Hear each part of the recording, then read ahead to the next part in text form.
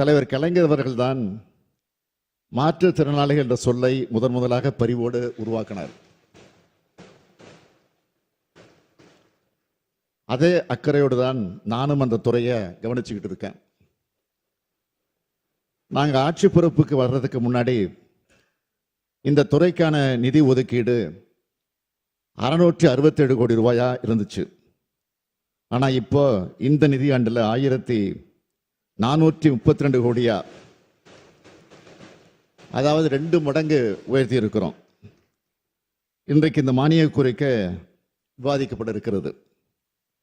மாற்றுத்திறனாளிகளுக்கு கருணை அடிப்படையில் மட்டுமல்ல, உரிமை அடிப்படையில் நாம் திட்டங்களை தீட்டி வழங்கி கொண்டிருக்கிறோம். இந்தியாவிலேயே அதிக எண்ணிக்கையில் மாற்றுத்திறனாளிகளுக்கு மாதாந்திர உதவித்தொகை வழங்குகிற மாநிலம் நம்முடைய தமிழ்நாடு தான். மாற்றுத்திறனாளிகள் நலத்துறை சிறப்பு வேலைவாய்ப்பு முகாம்கள் நடத்திட்டு வருது. அரசு உயர் பதவிகளில் மாற்றுத்திறனாளிகள் வேலைவாய்ப்பு பெறுவதை ஊக்குவிக்கும் பொருட்டு ஊக்கத்தொகை வழங்கிட்டு வரோம்.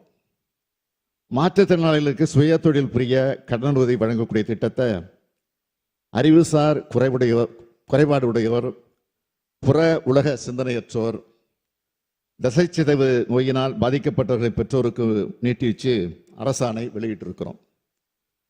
அரசு பணியாளர்களுக்கான தேர்வுகளில் மாற்றுத்திறனாளிகளுக்கென நடைமுறைப்படுத்தப்பட்டு வரும் 4 விழுக்காடு இடஒதுக்கீடு மூலம் கடந்த 4 ஆண்டுகளில் இதுவரை 493 மாற்றுத்திறனாளிகள் அரசு பணியை பெற்றுள்ளார்கள். இதேபோல மாற்றுத்திறனாளிகளை பணியமர்த்துறத தனியார் துறைகளை ஊக்குவிக்கிறதுக்காக தனியார் நிறுவனங்கள் ஒவ்வொன்றும் குறைந்தது 10 மாற்றுத்திறனாளிகளை பணியமர்த்தி இருந்தால் அத்தகைய நிறுவனங்களுக்கு மாதந்தோறும் ஒரு நபருக்கு 2000 ரூபாய் வீதம் ஊதிய மானியத்தை ஒரு ஆண்டுக்கு அரசு வழங்கும்னு அறிவிச்சிருக்கிறோம். மாற்றுத்திறனாளிகளுக்கு உதவும் நவீன கருவிகள் வழங்கும் திட்டம் 125 கோடி ரூபாய் செலவில் செயல்படுத்தப்படும்னு அறிவிச்சிருக்கிறோம்.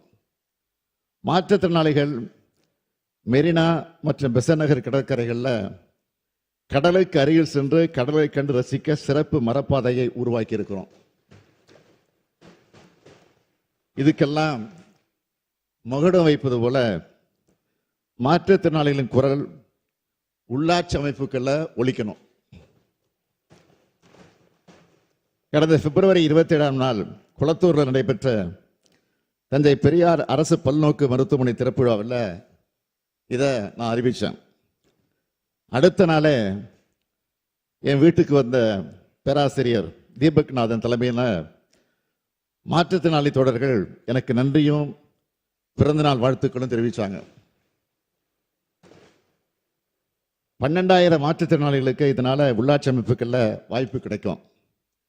கடைகோடையில் இருக்கக்கூடிய மாற்றுத்திறனாளிகளுக்கும் அவங்க வாழ்கிற ஊர்லேயே இதனால மரியாதை கிடைக்கும். அவர் சொன்னார், என்னை சந்திக்க வந்தவங்க தீபக் சொன்னார், இந்த 4 ஆண்டு திராவிட மாடல் ஆட்சி சாதனைகள்லேயே இதுதான் டாப் அப்படின்னு நிகழ்ச்சியோடு பேசினாங்க.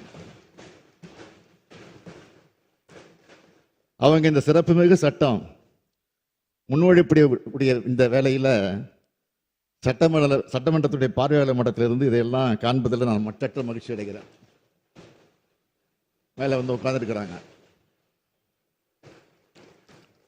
உள்ளாட்சி அமைப்புகளில் அவங்களுடைய உரிமையை நிலைநாட்ட திராவிட மாடல் அரசு உறுதியோடு இருக்கு.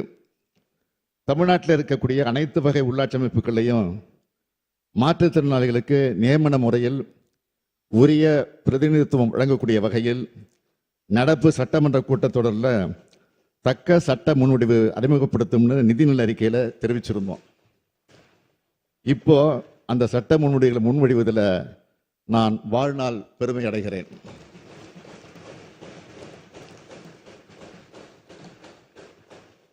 அருந்ததியின மக்களுக்கு 3 விழுக்காடு வழங்கும் சட்ட முன்வடிவுகளை இதே மாமன்றத்தில் தாக்கல் செய்யக்கூடிய பெருமையை நான் அடைஞ்சேன். 2009ஆம் ஆண்டு அன்றைய முதலமைச்சர் தலைவர் கலைஞர் அவர்கள் அந்த வாய்ப்பை எனக்கு வழங்கினார்.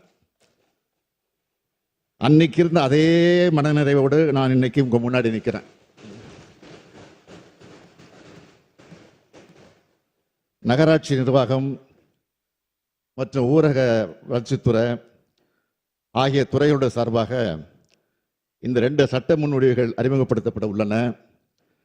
தமிழ்நாட்டில் இருக்க அனைத்து உள்ளாட்சி அமைப்புகளையும், அதாவது கிராம ஊராட்சி, ஊராட்சி ஒன்றியங்கள், பேரூராட்சி, நகராட்சி மற்றும் மாநகராட்சிகளில் மாற்றுத்திறனாளிகள் நேரடியாக தேர்தலில் போட்டியிடாம நியமன முறையில் உறுப்பினராகப்படுவாங்க.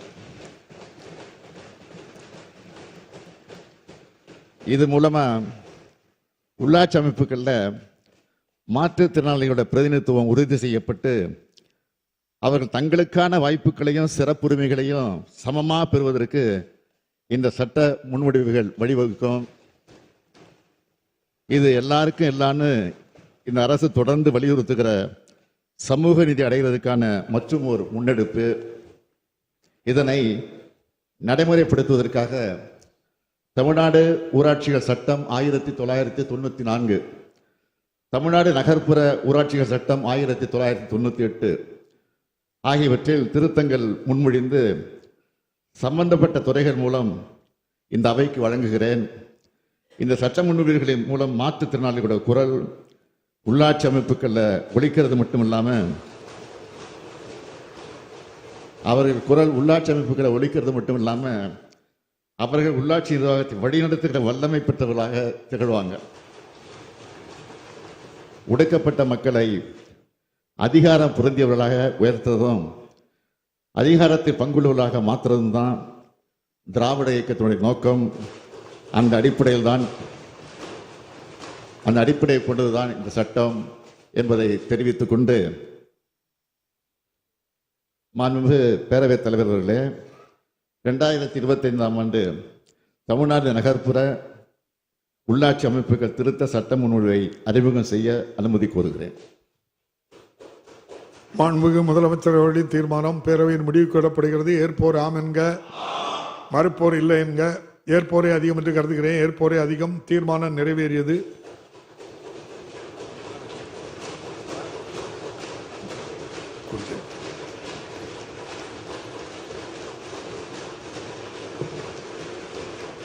மாண்புமிகு முதலமைச்சர் அவர்கள்.